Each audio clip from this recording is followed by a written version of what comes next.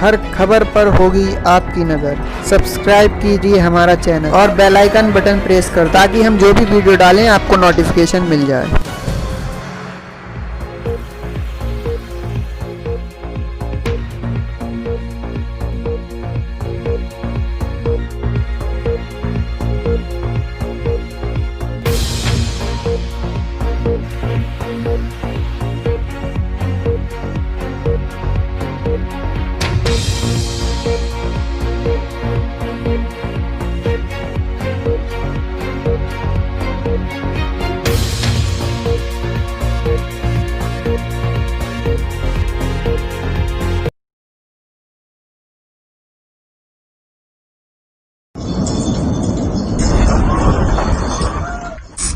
Oh my.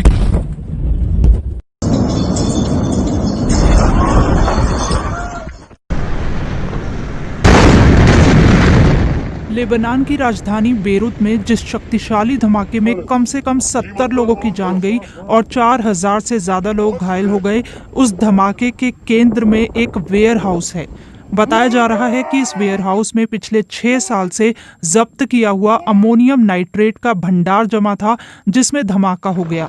Lebanon के प्रधानमंत्री हसन दियाब ने इसे एक खतरनाक वेयर हाउस बताया है, जो वहां 2014 से बना हुआ था।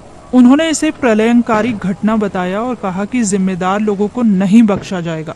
वहीं लेबनान के राष्ट्रपति मिशेल आउन ने कहा है कि इस बात को किसी भी तरह से स्वीकार नहीं किया जा सकता कि आखिर कैसे 2750 टन अमोनियम नाइट्रेट वहां असुरक्षित तरीके से रखा हुआ था।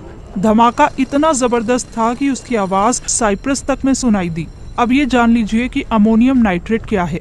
अमोनियम नाइट्रेट एक गंधहीन केमिकल पदार्थ है जिसका कई कामों में इस्तेमाल होता है, मगर सामान्यतः इसका सबसे ज्यादा प्रयोग 2 कामों में होता है: खेती के लिए उर्वरक के तौर पर और निर्माण या खनन कार्यों में विस्फोटक के तौर पर।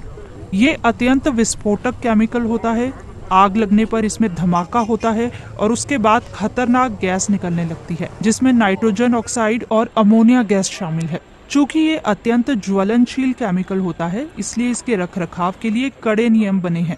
इसमें ये सब प्रबंध जरूरी हैं, जैसे वो स्टोर पूरी तरह फायर प्रूफ होना चाहिए, साथ ही वहाँ कोई भी नाला, पाइप या गटर नहीं होना चाहिए जिससे अमोनियम नाइट्रेट जमा हो सके।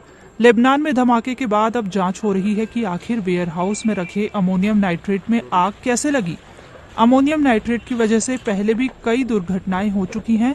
2013 में अमेरिका के टेक्सास राज्य में एक फर्टिलाइजर प्लांट में धमाका हुआ था, जिसमें 15 लोगों की मौत हो गई थी। 2001 में फ्रांस के टुलूज में भी एक केमिकल प्लांट में धमाका हुआ था, जिसमें 31 लोग मारे गए थे। 1995 में अमेरिका के ओक्लाहोमा में हुए धमाके में इस्तेमाल हुए बम में भी अमोनियम नाइट्रेट पाया गया था।